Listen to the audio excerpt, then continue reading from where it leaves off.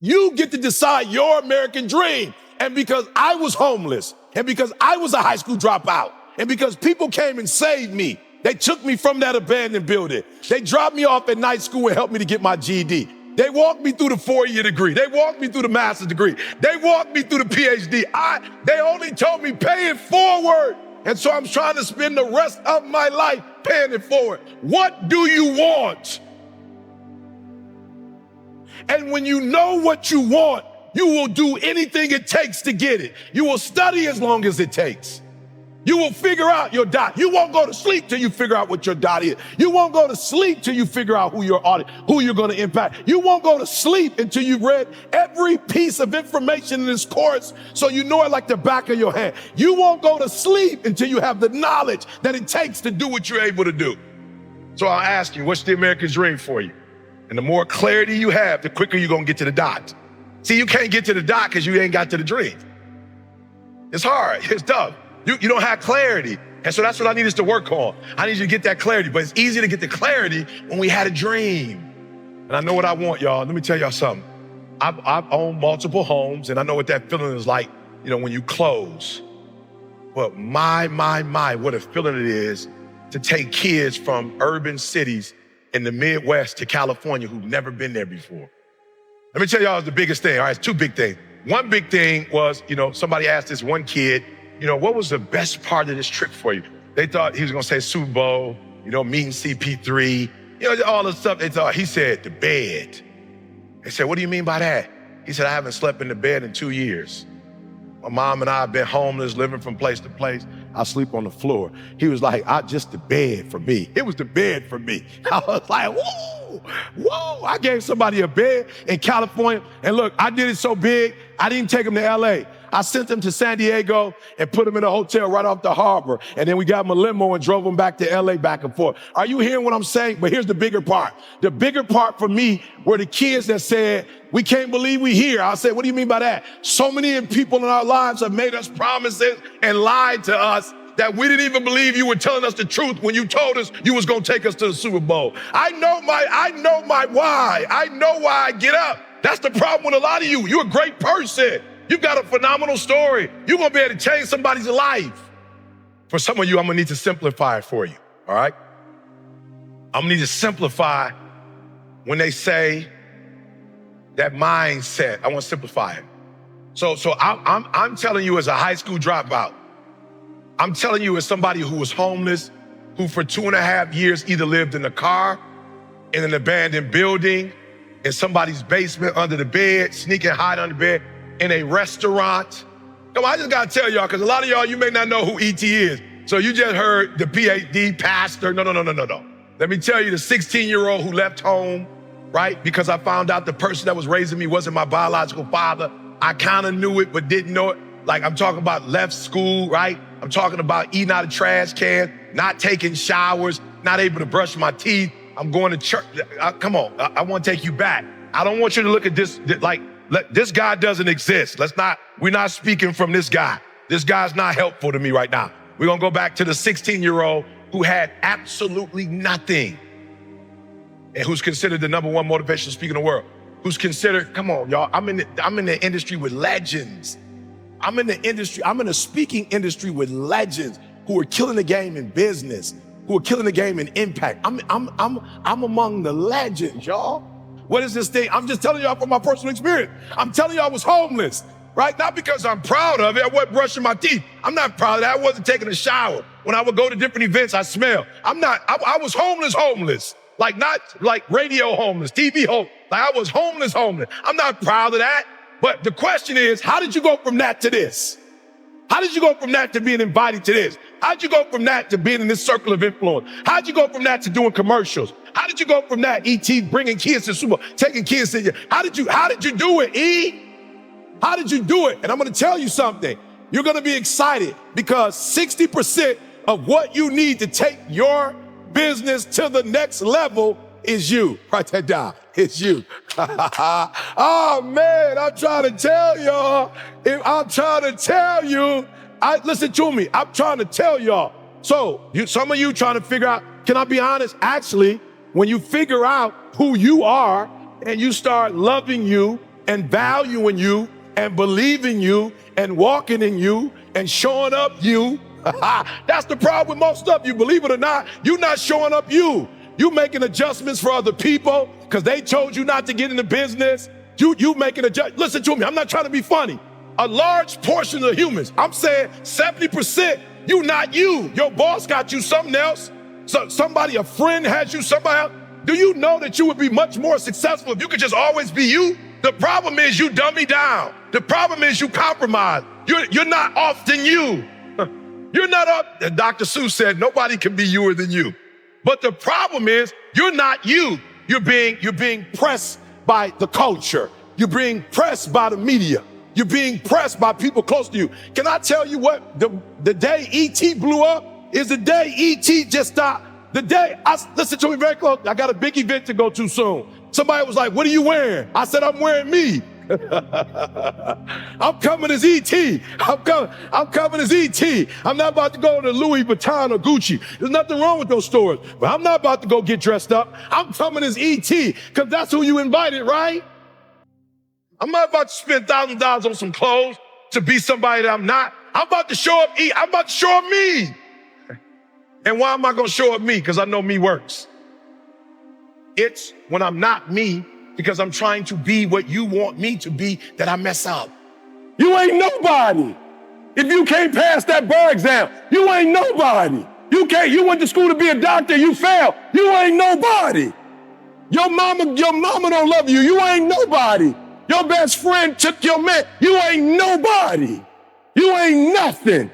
All the other stuff God has done for us don't mean nothing. But the devil gonna torment you with one little area and he gonna run you in the ground with that one thing.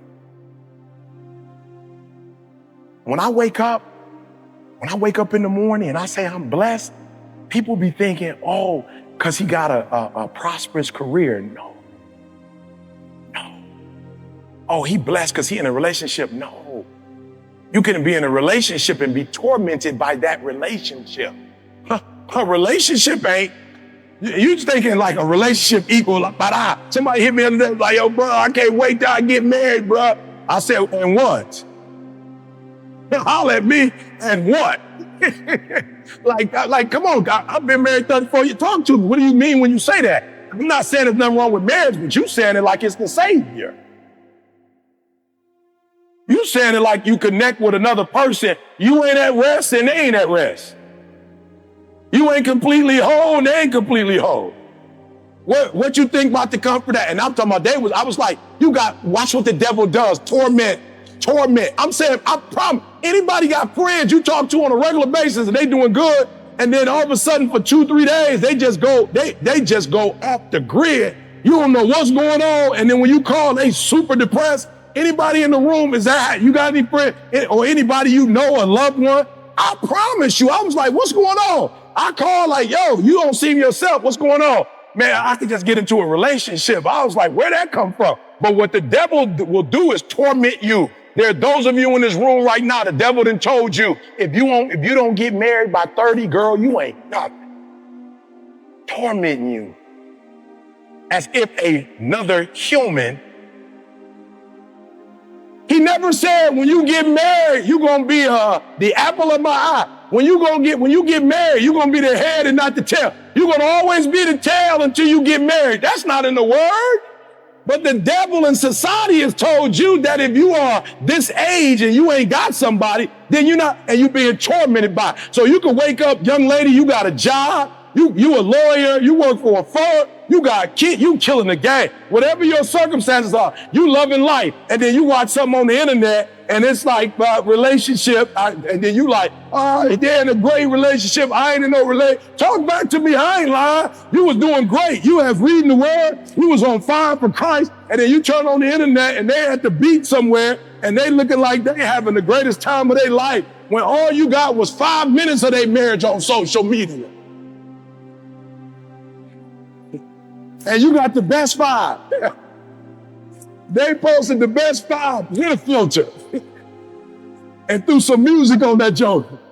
And now you watching them like, oh, I'm not in that. You don't even know what that is.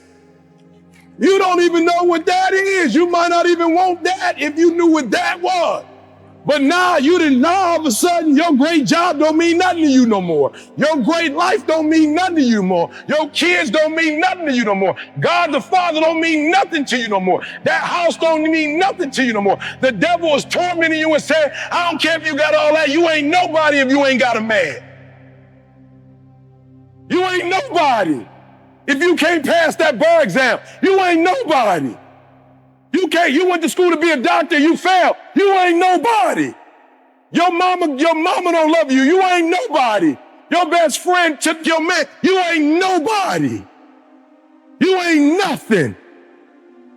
All the other stuff God has done for us don't mean nothing, but the devil gonna torment you with one little area and he gonna run you in the ground with that one thing. Oh, come on. Someone who is tormented is never truly at rest. When you hear me say I'm blessed, it just means I'm at rest. I'm at peace. It don't mean my life ain't got struggles and challenges. I got hit hard the couple weeks ago with some news that was like, I can't believe this. And then me and my wife was like, well, maybe we should have done this for them, or maybe we should have done that. I was like, let's stop. Don't do that. I don't know. God allowed it to happen. Let's just pray that God work it out. But we both was like, man, maybe we don't do enough for the church, and maybe we should probably have done this, and maybe we should. And God said, your rest is going away. That's anxiety, that's stress. You're not at peace. Ain't nothing you can do about what is. All you can do is say, God, they done got themselves in this mess. God, please have mercy. God said, the only thing you can do for them right now is go get in your closet and cry out unto me. But whatever you do, don't lose your peace. What God wants is you to be at rest, at peace. Number one, I told you, you should never relive your past. It's in the past. You should never relive it. Write this down. You should recycle it. You shouldn't relive it. You should recycle it. You should actually use it against the devil. Come on, I know y'all ain't from Michigan. I'm from Michigan. We get 10 cents on the bottle. We get 10 cents on the bottle. We used to recycle it. You know what I'm saying? I know that ain't a part of y'all little life. Hey, man, y'all just drink it and throw it away or put it in a little bin. We got people fighting to get them. You got bottles? They trying to cash them bottles in. I'm trying to tell you, in Michigan, recycling is a part of our culture. And what's wrong with the church is we relive it too much when we should recycle it. We should recycle it. So all the stuff I've been through, we're going to talk about it. Why? Because I need to make sure that you don't go through it. And for those who've gone through it and you're tormented, I need you to know you can get out of torment. The devil is a lie. You don't belong there. And all it takes is one arrival from Jesus Christ, and we're going to flip torment on his head. No. You are depressed. You are depressed. You're depressed. Like you're mentally not stable because you keep reliving stuff. That's why you're not healthy. You're not healthy because you're living in the past. And some of you messed up because you in the present past. You like psycho. You're schizophrenic.